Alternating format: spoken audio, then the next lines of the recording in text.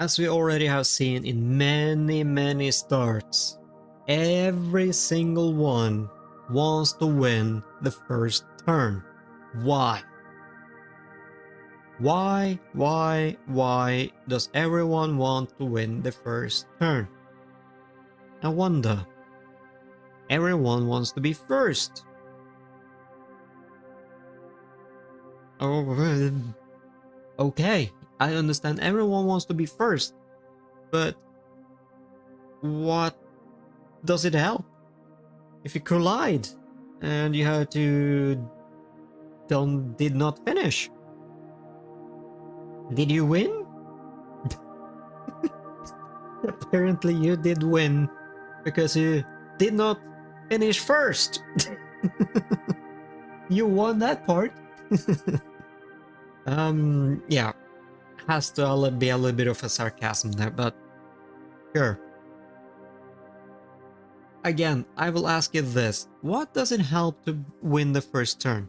If everyone has to squeeze themselves into a first turn at the start of the race, does it help? Really?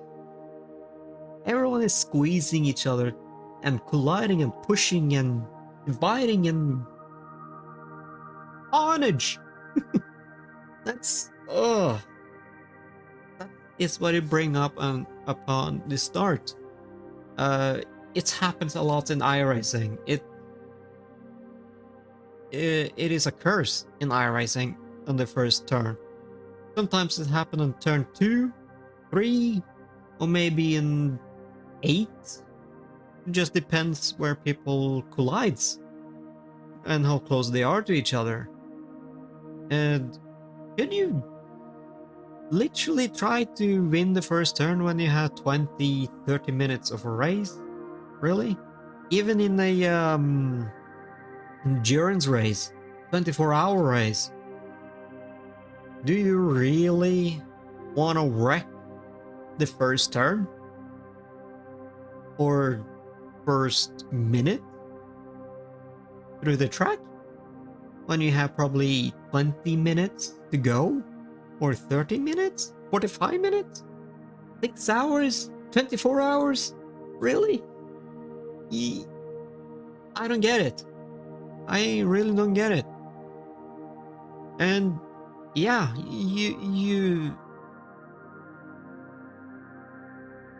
I really don't I don't really get it. Seriously. It's just don't do it, okay? Just don't do it. It's that simple. Don't do it.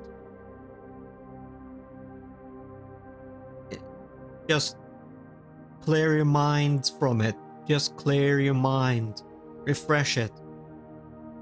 That you want to complete a race. Everyone wants to complete a race. But when you collide to somebody, you failed.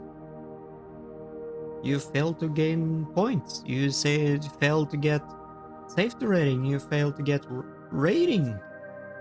In overall, you failed. And that happens every time you wreck.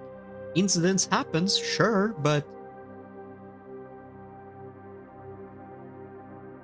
it's starting to get a little bit too much, doesn't it? Right. This was the section of don't win the first turn. So let's head to the next one. Before I'm getting baffled. Alright, so when you're racing, you are probably ahead of a driver and he wants to pass you. And what should you do? If the guy is trying to show himself on the side mirror, even you don't have much of a choice to look at the side mirror anyway, because if you are a single screen, you don't see it anyway. Just depends on which side you're sitting and how close the field of view is. So you have just a rear mirror you're looking at.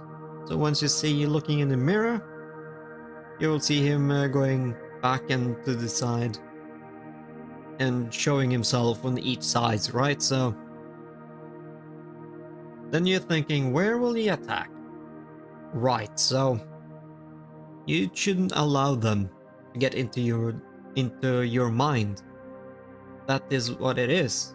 You don't allow drivers into your mind. So that's basically that, honestly. It's just that simple. Don't allow them into your mind. For example, when I'm doing iRacing, for example, I did that on the road in America. I got into people's head as an overtaker. So when I'm very close to them, I brake a little way earlier than he does, but I have stressed him out so much that he forgets his braking point. So he goes wider around the turn and you can undercut and get out ahead. Unless the driver managed to get his pace around the corner, so you're side by side. Again, then you have to trust the driver aside of you, that he keeps his line and not cutting you off or bashing you on the door, which is an ugly thing. But yeah, really you shouldn't allow them get into your mind. You should get a routine for that. We will get into routine soon enough.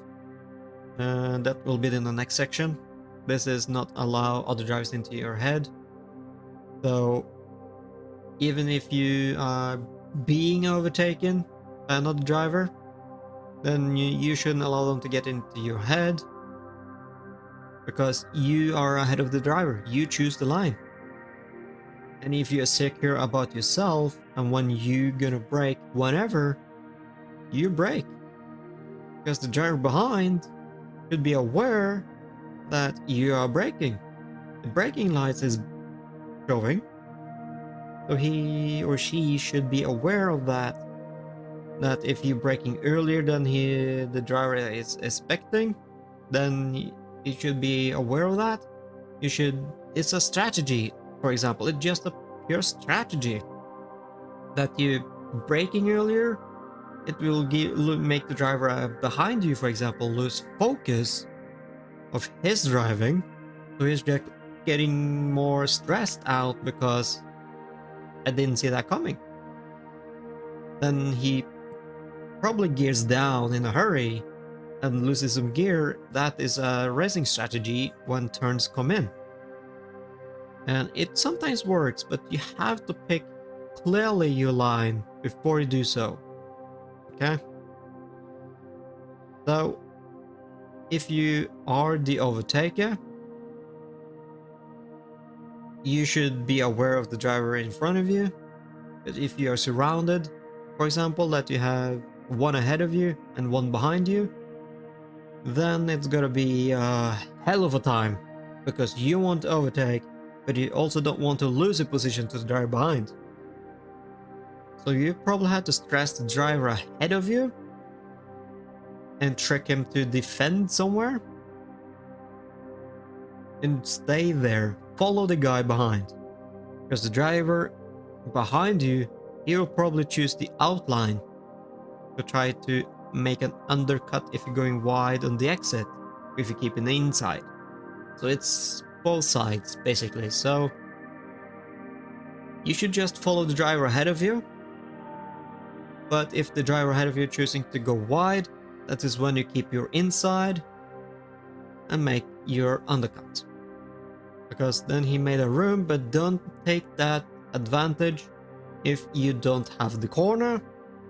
That's a thing. Don't overtake unless you are secure you will manage the overtake. If you see a room, you shouldn't take it at once, because that driver ahead might just close it like in a millisecond. So yeah, just don't allow them into your heads. That's basically what you should do. Alright, so let's head to routine section of this video.